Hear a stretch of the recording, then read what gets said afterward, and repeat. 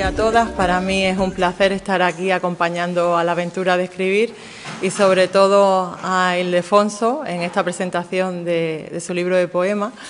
Yo quiero destacar que en el poco tiempo que lo conozco, la verdad es que es un grato placer, porque es de esas personas que por poco que lo conoces te sientes a gusto al lado de él. Por lo tanto, se ve el tipo de persona que es y lo que transmite. Y también me ha transmitido en este tiempo su amor a la poesía y su compañerismo con los otros miembros de la asociación, lo que hace de él destacar que es una gran persona y, por supuesto, un gran poeta. Y no me cabe duda que este libro tiene que ser magnífico, porque cuando vives algo con el corazón y lo sientes tanto como él siente la poesía, seguro que su contenido tiene que ser brillante. Entonces, te deseo mucho éxito con este libro, que vengan muchos más y, por supuesto, decirte que estoy a tu disposición para lo que necesites, porque, como ya he dicho, es un encanto poder trabajar contigo, con los demás miembros de la aventura de escribir, que están totalmente comprometidos con el contenido que tiene o debe tener, en este caso, su asociación, y así lo transmite no solo en nuestra localidad, sino en otras localidades, participando en las actividades que allí se celebran. Por lo tanto, felicidades a todos y, sobre todo, felicidades, Ildefonso, por este libro. Y lo dicho, que todos los comentarios que te vengan, que sean brillantes, buenísimos y que te animen a hacer muchos más. Nada más, muchas gracias.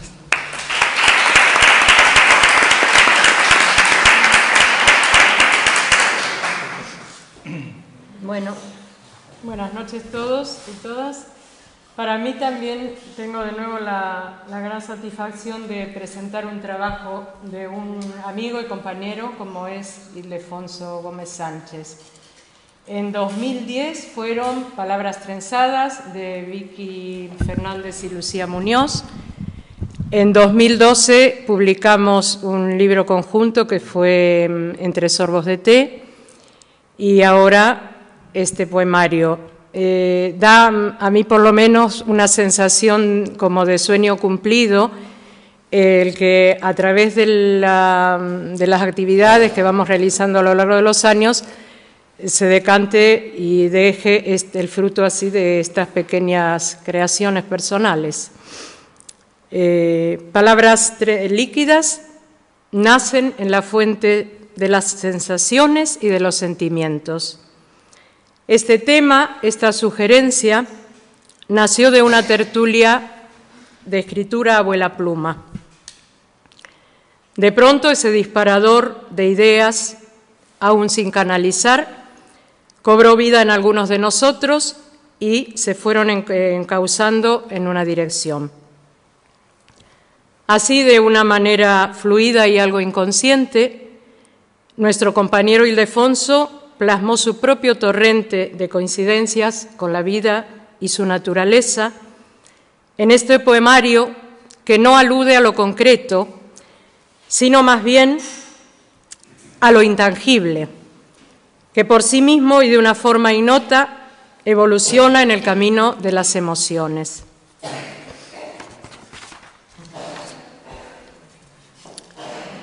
Para mí es un poema puesto que se trata de un solo poema, yo lo diría experimental, en el cual el poeta trata de descifrar el instante de la creación y su proceso, a la vez que sus motivaciones. En este caso surgen primero las palabras, que suscitan contenidos sensibles, y el verso va ganando terreno sin que el propio autor pueda frenar ese impulso. En su íntima indagación del ser, el poeta va enhebrando palabras que le asaltan como interrogantes y luego, ya ordenadas, resumen la idea, que es el principio de toda reflexión. Los momentos de la creación son un poco mágicos y tienen lugar en esa parte más abstracta de nuestras emociones. No hay una premeditación. Por eso este concepto de palabras líquidas se ajusta muy bien a ese mar de ideas que en un principio no tienen guión. Solo son pulsiones de sentimientos que se mezclan, que son moldeables. Y allí empiezan a jugar las palabras que, como en un río, se van encauzando en forma de ideas que fluyen para desembocar en el contexto artístico. También me resultó muy apropiado, una coincidencia muy bonita, el que hace una semana se inaugurara la exposición que podemos admirar en esta sala, por aquello de pensar que sirve de un marco muy perfecto para sustentar el tema del libro que presentamos. Por lo de que el vidrio o el objeto de cristal, como lo vemos en su aspecto final, empieza, sin embargo, en una forma líquida e informe, que luego va encauzándose y tomando forma justamente según la idea y el sentimiento del artista en cuestión. Entonces, me parecía que las palabras líquidas son un poco como el vidrio, que primero es de esa consistencia un poco sin forma alguna y luego va cuajando, ¿no? Es inevitable destacar en este poemario la interrelación entre versos y dibujos. Unos, los versos, provocan al otro, pero al final estos, los dibujos, intuyen de tal manera el sentimiento que al fin determinan a los primeros. Porque en todo arte en general hay un lenguaje de comunicación y un diálogo que permanece oculto, que no acabamos de descifrar completamente, pero allí está. Por eso el arte nos puede provocar placer o disgusto, reflexión, comprensión. El arte, con sus diferentes aspectos, nos muestra, nos enseña, nos comunica y nos da a conocer. Palabras líquidas es un libro de exquisita estética, con prólogo de Enrique Zátara e ilustraciones de Blanca Paloma López. Editado por La Luna Producciones, Prensa Exarquía, Sociedad Limitada, e impreso en Nerja, en imprenta Costa del Sol.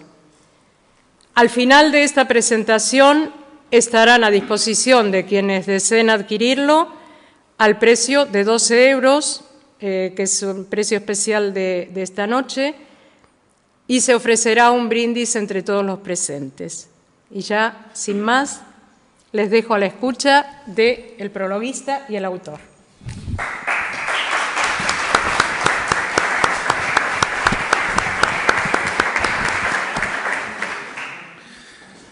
Bueno, buenas noches a todos. La verdad es que Hilde me dijo desde un principio que yo tenía que venir aquí hoy a la presentación, pero al final nunca me quedó claro si venía como editor o como prologuista. Bueno, así que como editor, decir por supuesto que para mí es una satisfacción enorme que el libro Palabras Líquidas, el libro de Hilde, lleve el sello editorial que yo dirijo, ¿no?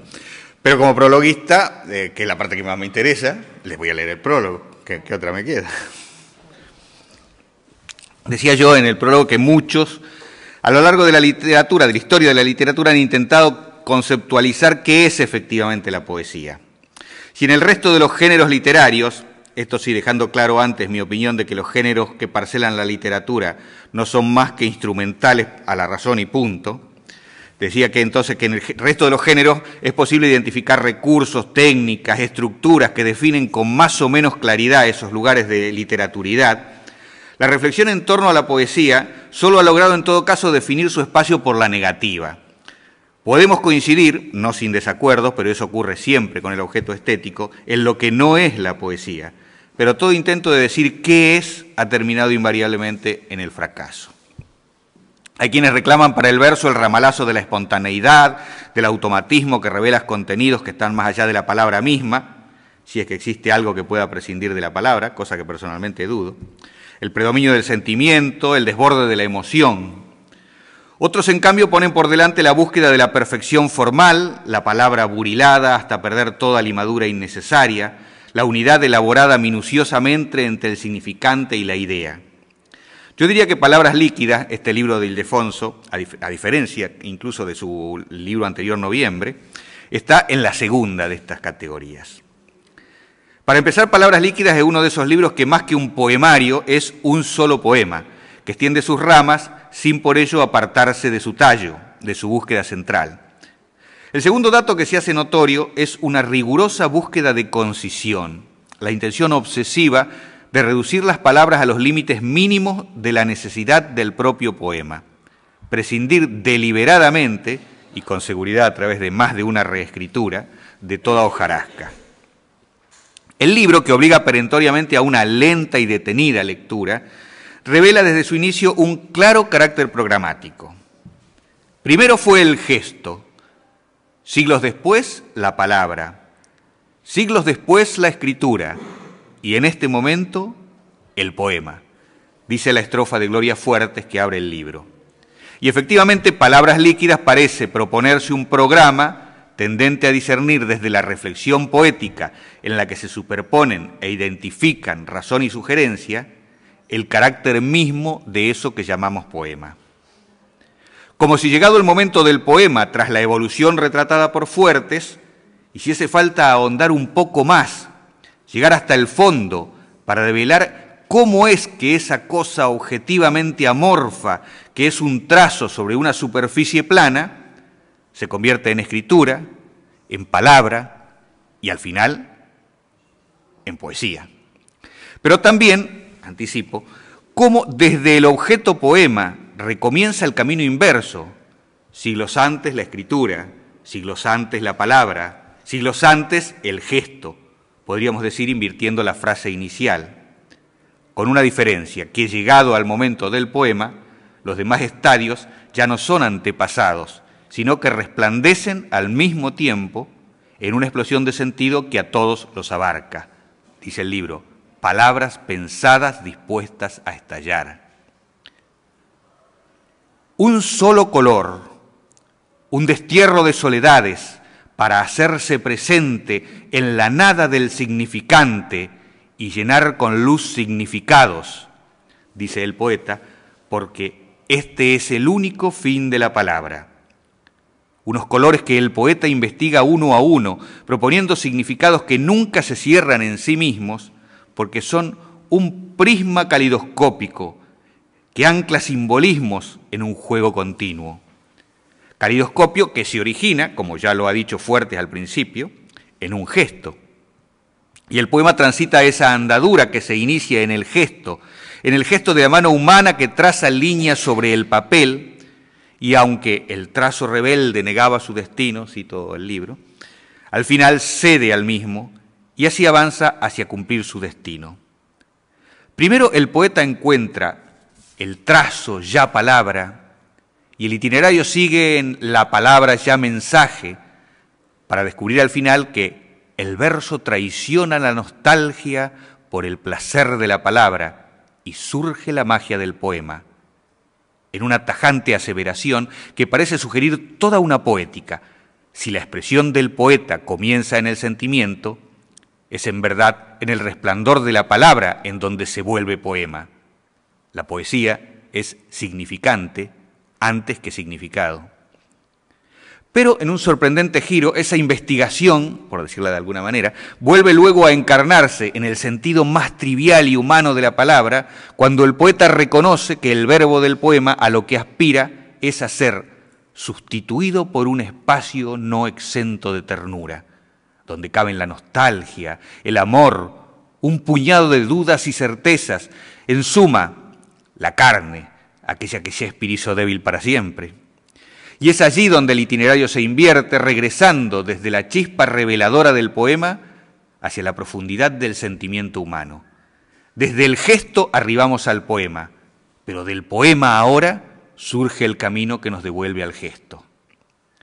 Y es en este punto preciso donde las palabras líquidas del poema, tras buscarse a sí mismas, salen ahora a la búsqueda de lo que consistió el gesto primigenio.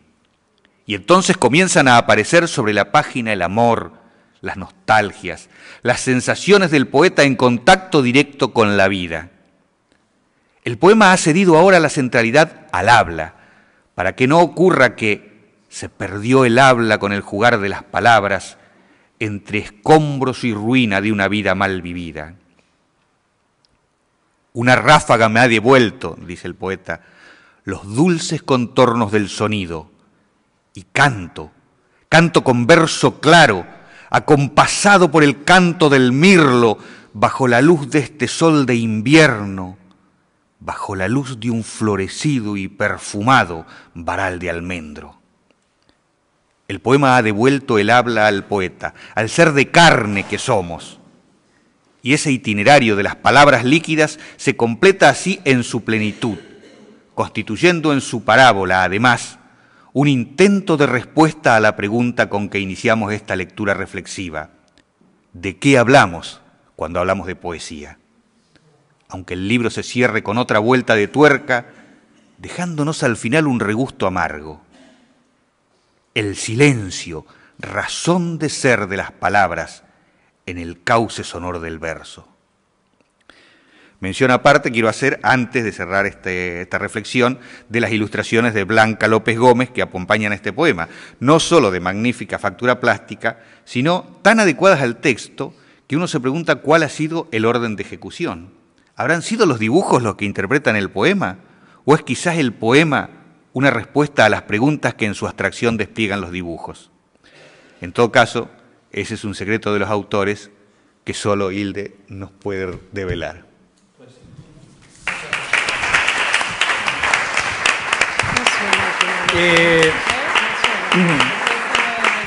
Para mí estar aquí esta noche, cuando venía para acá lo venía recordando.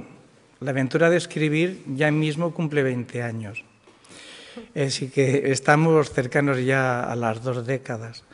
Y bueno, ya que veo gente pues, que en esa andadura, desde que yo llegué en el año 96, pues han estado conmigo, acompañándome, queriéndome, apoyándome.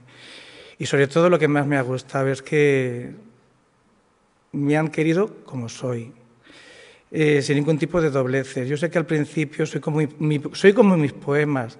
En un principio soy un galimatías, no me entiende ni Dios.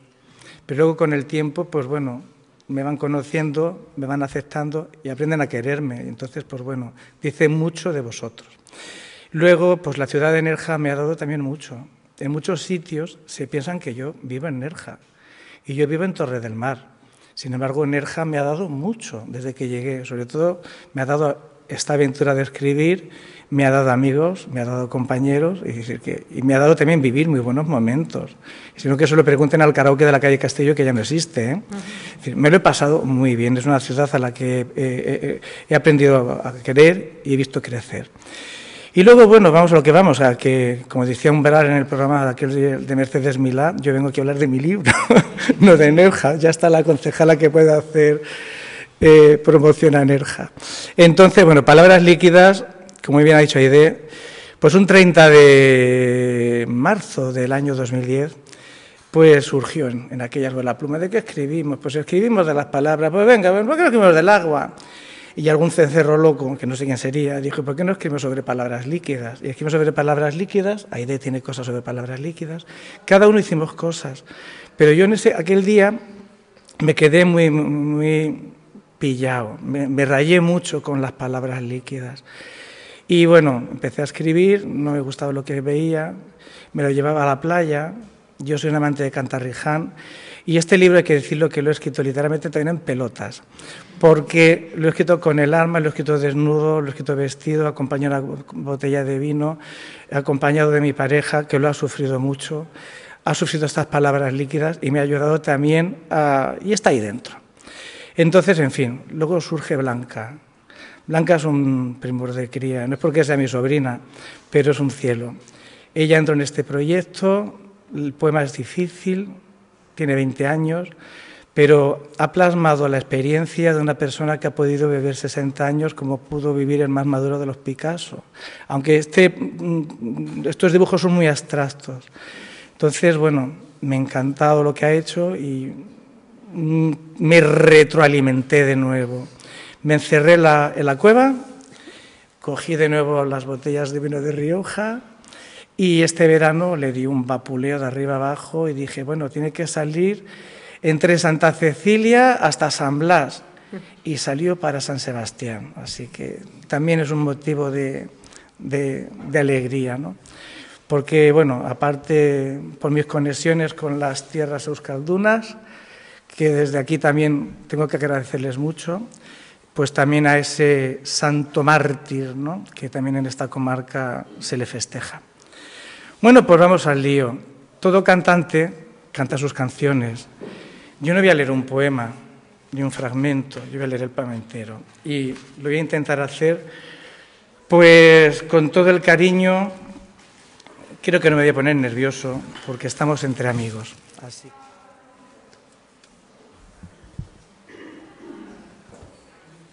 Ana Ramón de Vergara y Daniel Vergara, su hijo, que no han podido estar. El exilio es el peor espacio en blanco con el que se puede encontrar el ser humano. Ese sí es el peor de los miedos, estimado amigo. Daniel Vergara. Primero fue el gesto, siglos después la palabra, siglos después la escritura y en este momento el poema.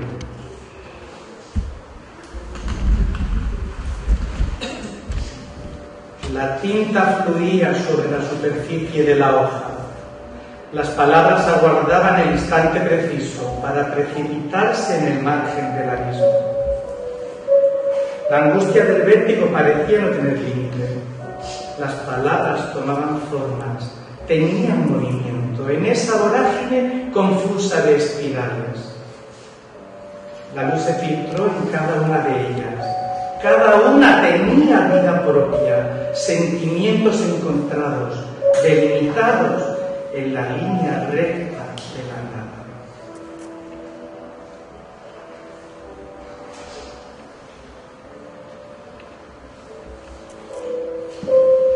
Espirales de luz, universos exentos de ética, de lógica, de gramática.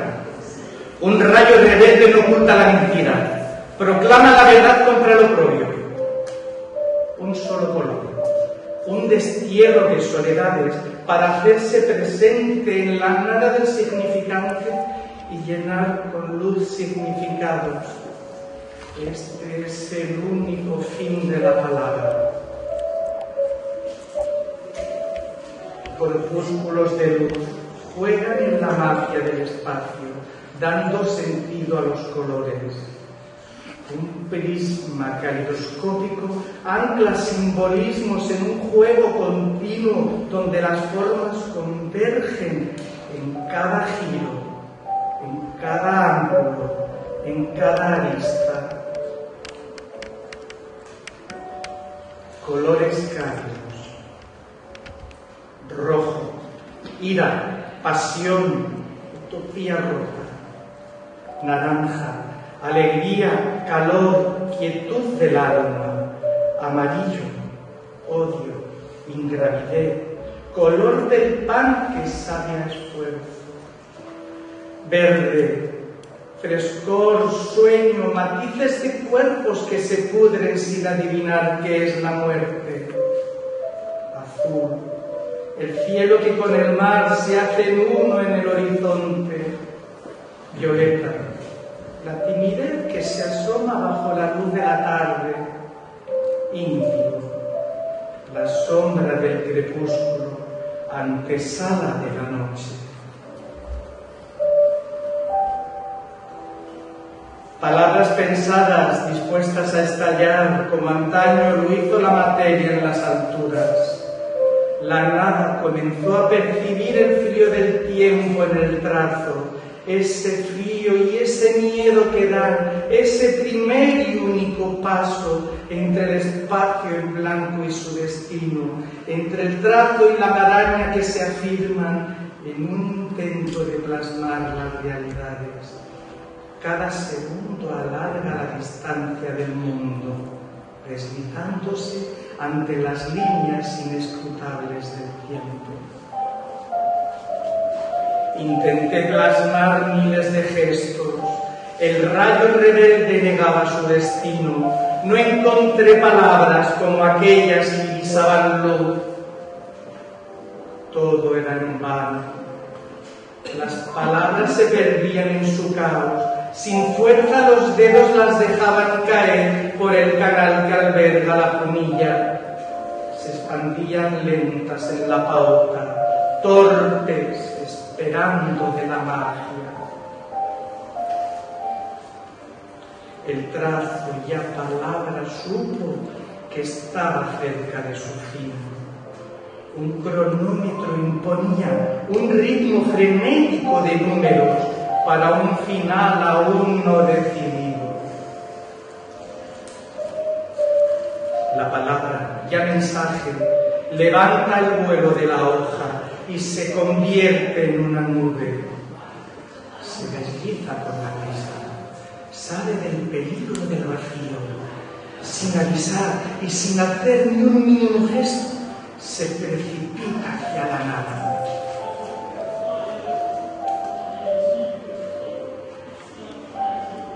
El verso traiciona la nostalgia por el placer de la palabra y surge la magia del poema. Bajo la luz del almendro encontré tus ojos verdes que sentían como yo. Volvimos a los 17, como Violeta cantó, sin hiedra, sin musgo y sin muro, solo con el aroma del almendro en flor. Al fin el amor fue correspondido. Eran segundos, minutos, horas, días, meses, años de satisfacción legibles en todas las lenguas del planeta. Palabras líquidas fluyendo en el tiempo, donde los silencios acotan los espacios. Palabras líquidas, paréntesis cuajado de lluvia, sustituido por un espacio no exento de ternura. Un punto, siniestro e insignificante punto, si se ausenta la magia, todo termina sin delirio. Un punto, mágico y gratificante punto si te llevan de la mano. Todo termina con gusto. Voz y trazo. La palabra primigenia no se extingue, queda escrito. En su génesis la razón da alma a la idea, da tinta a la luz.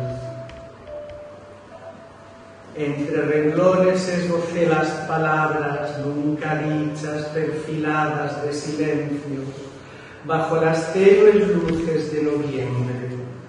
La esencia del sonido era letra, trazo, fricción del grito en tinta ahogado en la blanca superficie del plano, encuentro de verdades y temores, donde la única salida se perdía en una encrucijada de senderos, donde el secreto de las palabras dormía tranquilo en el fresco laberinto donde soñaron con la luz del alba.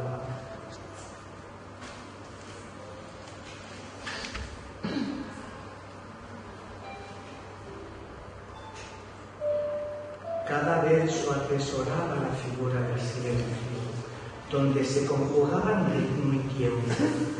Cada verso se enquistaba en la garganta para ver la luz del día en algún momento.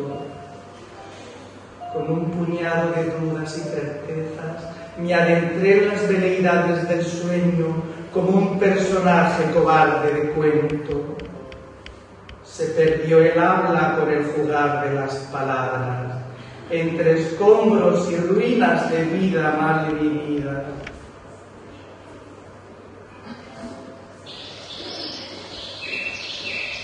Una ráfaga me ha devuelto los dulces contornos del sonido y canto con verso claro, acompasado por el canto del mirlo.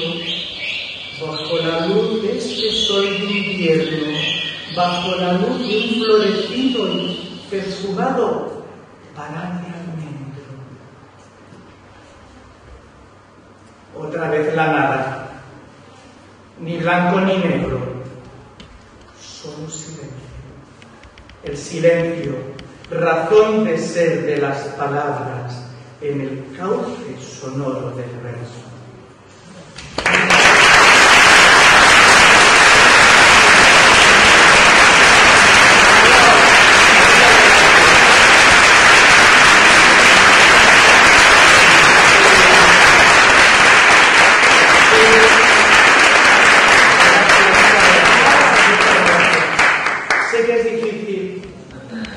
Entender el poema así sin más ignorar, porque este poema requiere una lectura, otra lectura. Si alguien quiere, bueno, hay cosas que pueden decir, trazos de una mal vivida, esto no es ni salsa rosa ni el salame diario, pero hay que decir que durante un tiempo dejé de vivir con la poesía y me hice muy mundano, tan mundano que el único la vez que cogiera la escuela para corregir. No escribí hasta que llegué a la aventura de escribir, que vengo a la sarquía y empiezo de nuevo a escribir. Hay un paréntesis de unos 8 años donde yo escribí un verso. Entre noviembre, que lo vi en un cajón, que tuvo muchísimas correcciones, nació luego un poema muy duro, El ángel del dolor, que hacía unas conversaciones con Uriel, que uno de los ángeles maravillosos que tiene el mundo de los ángeles, es uno de los grandes arcángeles. Sin embargo, nosotros en nuestro orden cristiano pues tenemos los de siempre, eso está para la verdad. Pero Uriel era un ángel estupendo que tanto amaba a Yahvé, que quiso comunicar las cosas buenas del universo. Y Dios lo mandó que fuera su embajador. Y quiso ser tan buen embajador que cuando Dios tocó las palmas, llegó tarde, y encima lo pusieron. Y sintió un dolor muy ingrato. Yo no sé si luego Uriel sería Lucero, ¿no? Creo que no. Pero creo que tomarían algún inicuo poniendo allá ya para él. Estoy convencido. En fin, entonces, entre ese trayecto, pues vengo a escribir, publico noviembre. En noviembre yo creo que puede ser un poemario que puede ser una antología, que puede ser noviembre, puede ser palabras líquidas y luego puede ser lo que venga a continuación, que será un maral de almendro con ráfagas de luz. Para mí el almendro es una flor muy importante, es el árbol de la exarquía. Y la exarquía a mí me ha dado mucha luz. Incluso con la ciudad de Nerja, por encontrar a Ricardo, y aquel proyecto de Atrapando la Luz me atrapó también. Y en todos los poemas que hago aparece la palabra luz, o voy buscando la claridad o voy buscando la coherencia. Eso se lo debo agradecer a Ricardo y a la Casa de las Palabras. ¿De acuerdo? Venga.